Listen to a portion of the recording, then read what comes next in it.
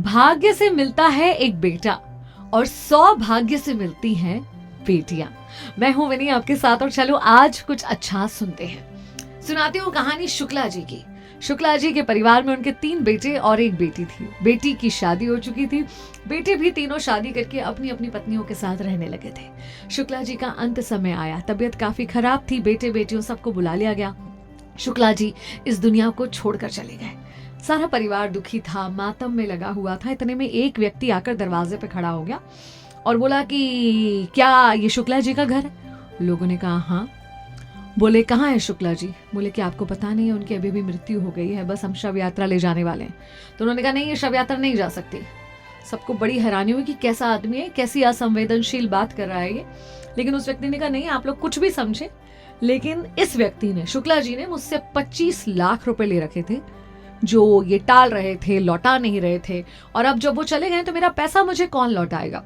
इसीलिए मुझे मेरा पैसा पहले वापस चाहिए, उसके बाद ही उनकी अर्थी को मैं यहाँ से उठने दूंगा। लोगों ने बहुत समझाया, बहुत रिक्वेस्ट करी, मगर वो व्यक्ति बिल्कुल अड़ गया। बोला नहीं, ये अर्थी यहाँ से नहीं जा सकती है। अब बोले बताओ ना कौन है उनका वारिस? कोई तो होगा ना जो उनके पैसे चुकाएगा। तो उनके बेटों को बुलाया गया, तीनों बेटे आए और तीनों बेटों ने कहा हमको जब इस उधार के बारे में कुछ पता ही नहीं है तो हम क्यों चुकाएंगे उधार? हम नहीं जानते और हमारी कोई जिम्मेदारी नहीं बनती तुम्हारा उधार चुकाने की। फिर उनके भाइयों को बुलाया गया।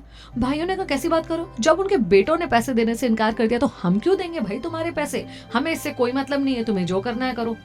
अब हंगामा बहुत बढ़ गया। खबर अंदर महिलाओं तक पहुंच गई। अंदर महिलाएं जहां बैठी हुई थी वहां तक ये बात पहुंच गई कि बाहर कुछ ऐसा हुआ है। शुक्ला जी की बेटी जो बिल्कुल गम में विलीन थी, दौड़ती भागती हुई आई और बोली कौन है जो मेरे पिता की अर्थी नहीं उठने दे रहा?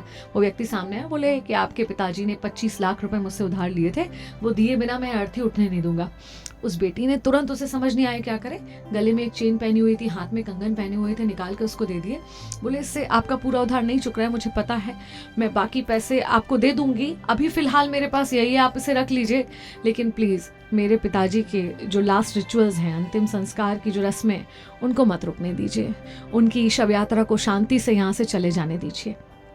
अब ये देखकर वहां खड़े सभी लोग थोड़े स्तब्ध हो गए और वो व्यक्ति जो इतनी देर से अर्थी को रोक के खड़ा हुआ था वो मुस्कुराने लगा। सबको हैरत हुई कि ये क्यों मुस्कुरा रहा है। तो उसने कहा बस बेटा, मुझे तुम्हारे पिता का वारिस मिल गया। मैं तुम्हारे पिता के साथ काम किया करता था, उनके कुछ पैसे मेरे पास थे और वो भी हमेशा चिंता में रहते थे कि किसे अपना वारिस बनाए।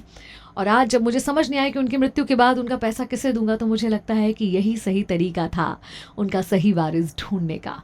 क्योंकि मैं ये मानता हूं कि वारिस वही हो सकता है, अधिकार उसी का हो सकता है जो अपना कर्तव्य निभाना जानता हो।